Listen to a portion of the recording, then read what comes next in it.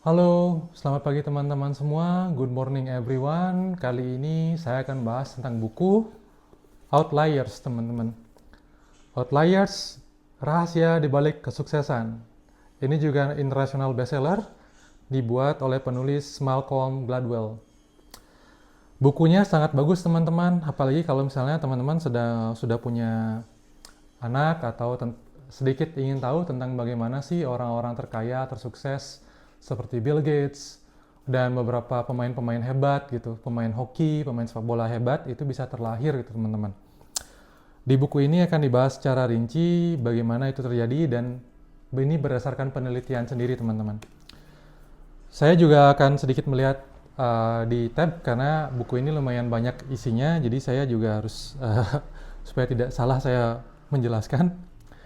Jadi yang pertama dari buku ini teman-teman di Outliers itu adalah orang sukses itu membutuhkan 10.000 jam dalam bidang yang mereka tekuni teman-teman.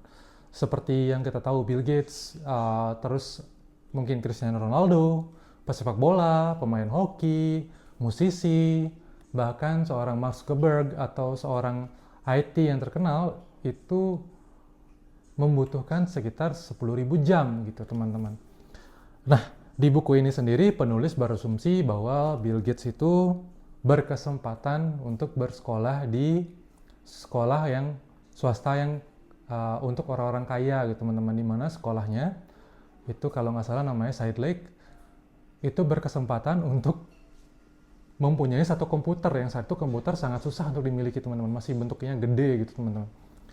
Nah, sekolah itu punya satu komputer itu dan akhirnya Bill Gates berkesempatan untuk menggunakan komputer dan menyusun gitu komputer dalam otaknya gitu teman-teman, sehingga kalau kita rangkum dari dia kecil sampai dia akhirnya mencapai kesuksesan itu bisa diasumsikan dalam 10.000 jam gitu teman-teman. Nah, ini juga saya akan menjelaskan beberapa poin yang saya dapat, tapi saya tetap rekomendasikan teman-teman untuk membaca sendiri, karena membaca buku itu membuat perspektif kita lebih banyak tuh teman-teman. Dan setiap orang yang membaca buku akan mendapatkan ketertarikan yang berbeda, itu menurut perspektif kita sendiri teman-teman. Seperti saya pribadi, karena saya suka di bidang ekonomi, ketika saya baca buku, saya akan lebih nyantol di bidang ekonominya teman-teman. Dan kebetulan karena ini saya baca ini sangat bagus di bidang penelitian kenapa orang-orang Asia lebih pintar dalam matematika daripada orang Barat gitu. Semuanya dijelaskan dalam buku ini. Ini sangat menarik. Nah, itu tadi di poin pertama bahwa ketika ingin mencapai kesuksesan, Anda harus melewati 10.000 jam sampai menjadi master 1% dari 100% orang yang ada di bidang itu sendiri, teman-teman. Nah, kemudian kedua, ternyata ini ada seorang yang sangat cerdas, teman-teman, di mana IQ-nya di buku ini juga digunakan batas penelitian atau pengamatan menggunakan IQ, teman-teman. Nah, tes IQ yang didapatkan dari beberapa orang itu dijabarkan dalam buku-buku ini. Saya akan langsung mengalih akan pembicaraan ke orang yang mempunyai IQ sekitar 150 sampai 170, yaitu bernama Chris Langan, teman-teman. Nah, beliau ini pernah diundang ke satu kuis yang mirip dengan Wants to be Millionaire, di mana beliau akhirnya memenangkan uang yang lumayan banyak, tapi tidak sampai pertanyaan terakhir. Di mana secara logika, ketika beliau sampai di pertanyaan dimenangkan uang sekitar 150.000 dolar, ketika dia ragu untuk menjawab, dia lebih memilih untuk tidak menjawab pertanyaan itu, teman-teman, dan pulang gitu. Di buku ini dibahas secara intelektual dan logika, ketika orang pintar berpikir, mereka tidak mau mengambil risiko, teman-teman. Mereka lebih berpikir secara logika, di mana ketika mereka memilih jawaban yang salah, maka akan kehilangan semua itu. Gitu. Itu dibahas di awal. Nah, yang menarik adalah di bab selanjutnya kita akan dibawa ke salah satu orang yang mungkin kalian pernah dengar, namanya adalah Oppenheimer, teman-teman. Nah, di mana Robert Oppenheimer ini, itu dia juga mempunyai IQ yang sekitar 150 sampai 170, teman-teman, di mana dikatakan juga jenius. Tapi ternyata dalam kehidupannya, Chris Langan ini berakhir di usia 40-an, berakhir di sebuah peternakan, perkebunan kuda gitu, dengan kehidupan yang sangat normal, yang sangat santai, teman-teman. Tidak punya kekayaan yang banyak, bahkan tidak sukses secara individu.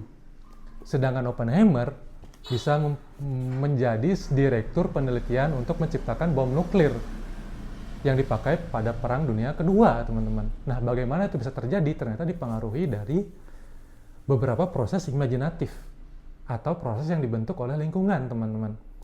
Di mana Robert Langan itu dibesarkan dari keluarga miskin yang tinggal di pinggiran, dan ayah kandungnya itu meninggalkan ibunya saat saat Chris Langan masih dalam kandungan, dan akhirnya ibunya menikah dengan pria lain, yang pria lain ini bunuh diri, dan akhirnya menikah lagi dengan ayah barunya yang seorang pemabuk, teman-teman. Di mana Chris Langan tidak pernah mendapatkan komunikasi yang banyak di rumah, dan bagaimana cara bernegosiasi, teman-teman. Kalau kemarin saya sempat bahas tentang bagaimana Rich Dad Poor Dad, orang kaya dan orang miskin itu ditentukan dari lingkungannya juga. Ini juga sangat dijelaskan dalam buku Outlier ini. Dan kalau kalian, ini saya agak menyimpang ya, kalau kalian pernah menonton video Prof. Jiang yang sekarang sedang terkenal sepertinya, kalau kalian suka geopolitik, nah Prof. Jiang ini juga menjelaskan, memaparkan dalam pembahasan buku Rich Dad Poor Dad bahwa tidak semudah itu di mana keluarga miskin bisa mendidik anak seperti bagaimana keluarga kaya melakukannya, dan bagaimana pemikiran anak miskin ini bisa berubah seketika gitu, teman-teman, setelah membaca buku atau setelah pendidikan yang kita lakukan. Tidak, ternyata faktor lingkungan dan kebudayaan keluarga sangat berpengaruh. Saya balik ke Chris Langan, di mana dengan faktor di mana dia memiliki ayah pemabuk, bekerja tidak jelas, dia sering dipukuli di rumah, ibunya sering di KDRT, sehingga dia punya pemahaman bahwa orang dewasa ini bukan orang yang baik, teman-teman, dan bukan orang yang bisa diajak bernegosiasi. Di mana orang dewasa ini itu mereka orang yang buruk lah di mata Langan, sehingga dia tidak punya sense untuk bernegosiasi dengan orang-orang dewasa. Dia lebih langsung menjudge atau lebih baik diam gitu.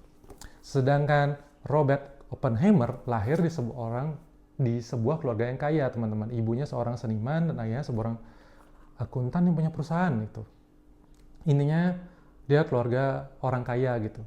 Dia berkesempatan sekolah di sekolah yang bagus. Kemudian di sekolah pun dia memiliki guru-guru yang bagus, di mana akhirnya terjadi kebiasaan negosiasi, teman-teman. Di mana di sekolah orang kaya yang dijelaskan ini dan saya lihat pribadi, anak-anak itu tidak merasa jauh dengan gurunya, teman-teman. Di sana gurunya tidak langsung memberikan perintah, kerjakan ini, kerjakan itu, atau PR ini. Tidak. Setiap pembahasan mereka diajak berargumentasi. Apakah pembahasan ini bagus atau adakah sudut pandang berbeda untuk mencapai sebuah kesimpulan yang sama dengan pembahasan kita, tapi dengan cara yang berbeda. Mulai dilakukan seperti itu, teman-teman. Sehingga secara tidak langsung, anak-anak orang kaya seperti Oppenheimer ini punya sebuah skill negosiasi, teman-teman. Skill dalam memilih sesuatu dan meminta hak-haknya. Di buku ini juga dijelaskan, ini dilakukan dari keluarga miskin dan keluarga kaya ya, anak keluarga miskin, keluarga kaya. Di mana anak keluarga miskin itu takut berhadapan dengan orang yang memiliki wewenang, takut berhadapan dengan orang yang memiliki kekuasaan. Contohnya, simpelnya adalah ketika anak keluarga miskin berhadapan dengan polisi, mereka akan takut menatap mata polisinya, takut menatap mata gurunya. Bahkan ketika mereka keluarganya membayar untuk cabut gigi, anak ini akan sangat takut untuk berbicara dengan dokter giginya. Sedangkan anak orang kaya yang diteliti di sini, itu saya tidak akan menjelaskan penelitian secara panjang lebar, karena saya berharap teman-teman baca. Di penelitian ini membuktikan bahwa orang yang berada di kelas menengah ke atas, anak-anaknya itu bernegosiasi dengan sangat bagus, teman-teman.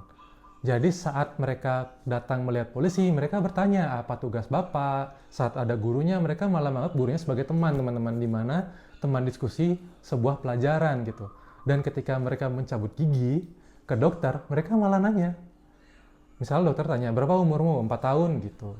Terus saya akan cabut gigimu, kenapa gigiku dicabut? Jadi mereka punya sebuah keinginan tahuan dan berani mengungkapkan itu, teman-teman. Kenapa giginya harus dicabut dan apa efeknya, dan itu adalah sebuah, kalau di buku ini dijelaskan, adalah sebuah kemampuan untuk meminta hak.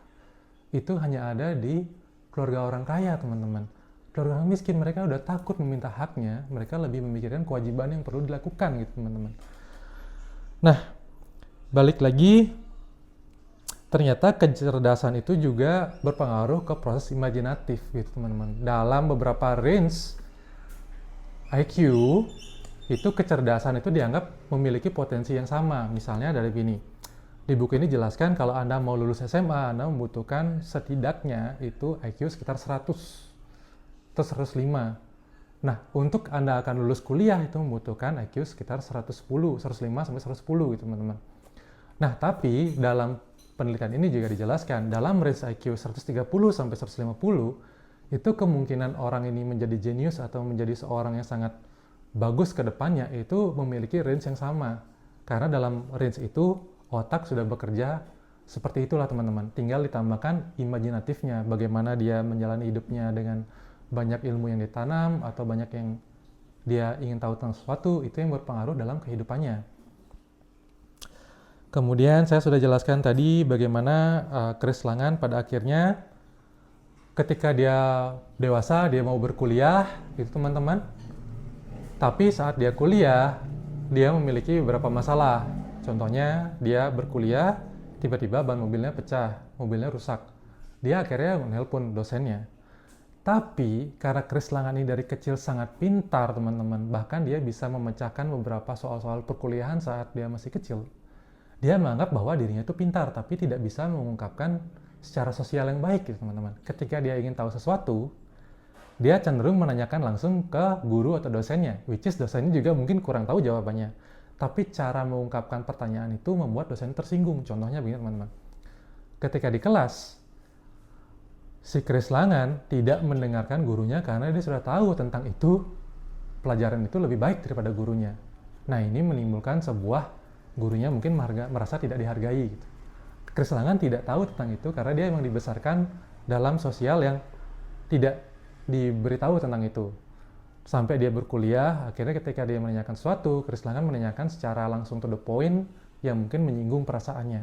Nah, ketika mobilnya mati dan bernegosiasi dengan dosennya untuk memindahkan jam kuliahnya dari jam kuliah dari pagi ke malam, dosennya malah berkata seperti ini, kamu perlu perjuangan untuk tetap berkuliah, nak. Dengan itu, Chris Langan akhirnya stop berkuliah. Nah, ini di tempat kuliah yang kedua, teman-teman. Ini keputusan Chris Langan akhirnya tidak mau berkuliah dan tidak mau menempuh jalur akademik lagi. Di universitas pertamanya, setelah Chris Langan lulus SMA, dia mendapatkan beasiswa. Tapi dengan keterbatasan intelektual ibunya, Chris Langan malah diputuskan, Chris Langan akhirnya dicabut beasiswanya karena ibunya tidak tahu cara tanda tangan, mengisi formulir, membuat tabungan di bank gitu. Sejauh itu teman-teman, ibunya memang tidak pernah menempuh pendidikan formal. Akhirnya beasiswanya Chris Langan dicabut. Nah, akhirnya dia ke universitas kedua dan terjadilah masalah yang tadi. Sehingga dia memutuskan untuk tidak mau lagi ke jalur akademik. Sedangkan Oppenheimer kesebalikannya. Dia menempuh jalur-jalur yang bagus sehingga dia akhirnya bisa berada di proyek-proyek besar negara, menciptakan sesuatu yang sangat bagus sampai kita mengingatnya sangat gampang teman-teman. Nah, ini kalau dalam bahasa yang tulis di sini itu disebut dengan concerted cultivation, teman-teman. Mungkin bisa di search namanya itu concerted cultivation. Saya juga agak sulit menjelaskannya. Nanti mungkin saya akan tambahkan di kolom komentar, jadi teman-teman bisa searching. Pengetahuan ini sangat penting kalau teman-teman punya anak nantinya. Ini akan sangat berpengaruh teman-teman, saya yakin. Nah, kemudian di buku ini juga dibahas bagaimana sebuah kebudayaan di sebuah negara itu sangat berpengaruh dalam pekerjaan kita teman-teman. Di mana di buku ini dibahas tentang pekerjaan sebagai pilot. Di negara yang punya jarak kekuasaan tinggi atau kesungkanan yang tinggi itu sangat berpengaruh dalam kecelakaan pesawat. Nah, ini diambil dari budaya Korea, teman-teman, di mana dalam range waktu 1980-an sampai 1990-an, saya juga mungkin dari situ sebelum 2000 terjadi kecelakaan pesawat Korean Airlines berturut-turut, teman-teman. Setelah dicek-cek, ternyata ini berpengaruh dari pilotnya sendiri dengan budaya negaranya sendiri. Di mana pilot itu kan sebagai kapten. Kemudian ada co-pilot, first officer. Nah, first officer-nya ada dua teman-teman, dari co-pilotnya yang akan menggantikan pilot atau kalau dia capek, atau co-pilot ini berkuasa untuk berkomunikasi dengan ATC. ATC ini yang ada di menara di bandara teman-teman, yang memutuskan udah boleh landing atau belum gitu. Ada juga engineer, di mana engineer ini akan memberitahukan kalau terjadinya mesin rusak atau hal lain bersifat teknis gitu teman-teman. Nah, dengan budaya kesungkan yang ada di Korea yang seperti kita tahu kalau kita nonton dramanya teman-teman, di mana kita tidak boleh ngobrol langsung secara informal dengan orang lebih tua dari kita, tidak boleh memberikan saran, harus memberikan sebuah kalimat ambiguitas seperti sepertinya hari ini dingin gitu. Mungkin itu diucapkan oleh orang lebih tua mengarahkan kalau sepertinya makan-makan lebih enak nih gitu. Tapi kan susah ditangkap teman-teman. Dan ini juga ada di budaya Indonesia teman-teman. Di buku ini dibahas, ini adalah jarak di mana kekuasaan memberikan jarak gitu teman-teman. Di mana kecelakaan ini terjadi berfokus pada co-pilot yang tidak berani memberikan perintah langsung ke kapten bahwa kaptennya salah dan harus mengambil keputusan sebaliknya. Ini sangat susah diungkapkan oleh co-pilot sehingga terjadi tabrakan yang menewaskan banyak orang gitu teman-teman. Dan ini bukan sekali aja, sampai 5 kali di Korean Airlines.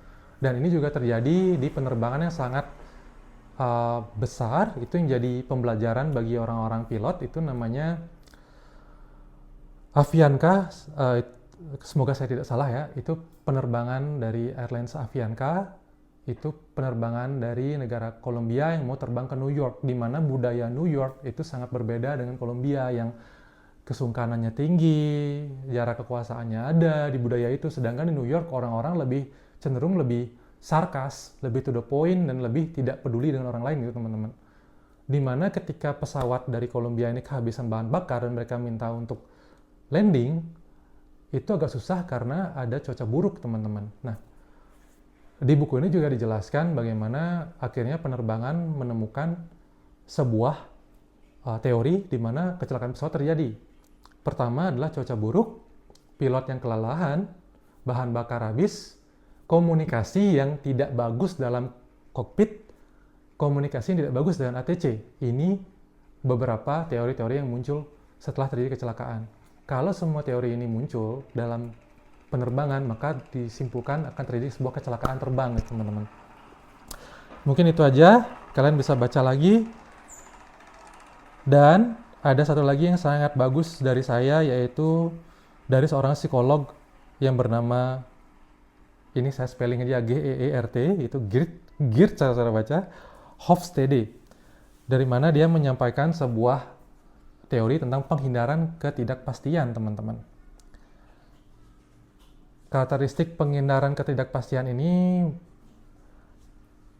lebih ke bagaimana kita berbirokrasi ya. Itu adalah tentang selalu bergantung pada aturan. Yang kedua, intoleransi terhadap ambiguitas. Kemudian pencarian stabilitas, ketakutan akan kegagalan gitu teman-teman. Nah, ini sebenarnya lebih ke budaya. Kalau saya sampaikan bahasanya agak sulit gitu teman-teman untuk disampaikan. Jadi yang saya mau kasih tahu adalah setiap negara punya sebuah budaya. Di mana kalau kita tahu budaya Amerika yang mereka selalu tidak pernah menganggap orang yang lebih pintar atau profesor itu lebih ada jarak kekuasaan, teman-teman. Enggak, mereka selalu berdiskusi dengan itu. Berdiskusi dengan gurunya, begitu teman-teman. Beda dengan budaya yang menganggap bahwa orang dewasa atau orang yang punya wewenang itu seseorang yang tidak bisa kita ajak ngobrol secara luasa gitu. Makanya ada namanya yang tadi saya jelaskan, jarak antara kekuasaan atau budaya di mana kita bisa menginterupsi orang yang mempunyai wewenang lebih tinggi daripada kita. Itu karena mereka berwawasan bahwa kesalahan harus kita perbaiki. Sedangkan di negara yang punya budaya yang ini, kesalahan itu sebuah fatal gitu teman. Kalau kita mengungkapkan kesalahan seseorang di depan umum atau langsung ke dia, itu menganggap bahwa kita merendahkan beliau gitu. Ini sebuah ambiguitas gitu teman-teman. Dan yang ingin saya sampaikan juga, ternyata orang-orang yang lahir itu mempunyai sebuah keuntungan lahir di tempat dan waktu yang tepat, teman-teman, seorang yang sukses. Contohnya John D. Rockefeller, ketika dia lahir pada Dia lahir pada waktu yang tepat sehingga dewasa di waktu yang tepat, di waktu saat Amerika sedang mulai menekuni minyak, teman-teman, sehingga beliau dapat sukses di perminyakan. Begitu juga dengan Bill Gates yang lahir di keluarga yang mampu membelikan dia mampu memasukkan dia di tempat yang ada komputernya, dan akhirnya dewasa dengan sebuah sistem komputer yang sudah cukup baik sehingga beliau dapat menciptakan perusahaan yang raksasa. Sama juga seperti Bill Joy, kalau kalian belum pernah dengar Bill Joy, tolong di searching. Beliau adalah penemu internet yang sekarang salah satu penemu juga berkontribusi dalam internet yang kita miliki saat ini, teman-teman. Dan juga seperti Mark Zuckerberg, kemudian banyak orang-orang lain yang memang seperti banyak kaum Yahudi yang akhirnya kaya di New York di bidang fashion gitu, teman-teman. Mereka bermigrasi ke Amerika dengan kemampuan yang sudah ada dan di waktu yang tepat, teman-teman. Dan di buku ini juga menyinggung bahwa keberuntungan itu datang dari sebuah keberuntungan, saya agak terjeda. Keberuntungan itu datang dari kesiapan bertemu dengan kesempatan, teman-teman. Kalau Anda baca buku Grit, itu ada tuh, teman-teman. Jadi orang-orang sukses ini, mereka sudah mempersiapkan diri dengan menekuni bidang yang mereka suka selama 10.000 jam atau beribu-ribu jam, sampai menemukan kesempatan yang tepat, dan akhirnya bisa menjadi orang sukses, teman-teman. Ini yang saya coba sampaikan, dimana kalau kalian seorang yang selalu beruntung gitu, teman-teman, kalian anggap itu berarti sebenarnya kalian sudah mempelajari sesuatu itu dari sebelumnya, dan akhirnya menemukan kesempatan yang tepat. Jadi, mari kita pelajari teori yang sudah ada, mari kita coba praktekkan, di mana kalau kalian menekuni satu hal, satu bidang, coba tekuni terus sampai kesempatan itu datang, karena kalian tidak akan tahu kesempatan datang kapan waktunya, dan bagaimana kalian akan menaiki sebuah tangga karir atau kesuksesan di masa depan, teman-teman. Mungkin itu aja pembahasan buku dari Outliers ini. Bukunya sangat menarik sekali, teman-teman. Saya sangat wajibkan teman-teman untuk baca. Kalau dari rating, saya lupa rating di depan tadi, tapi kalau dari rating sendiri, saya akan bawa rating ini di buku advance atau intermediate. Bukunya nggak ada bahasa-bahasa yang sulit, mungkin bahasanya sudah diterjemahkan juga. Banyak penelitian dari psikolog-psikolog dunia yang dicantumkan di buku ini. Jadi saya rasa buku ini tidak terlalu susah untuk dimengerti dan sangat wajib untuk teman-teman baca dan di-share ke keluarga. Terima kasih teman-teman atas waktunya. Sampai jumpa. Good morning everyone. Jangan lupa ngopi hari ini. Jangan lupa ngopi hari ini.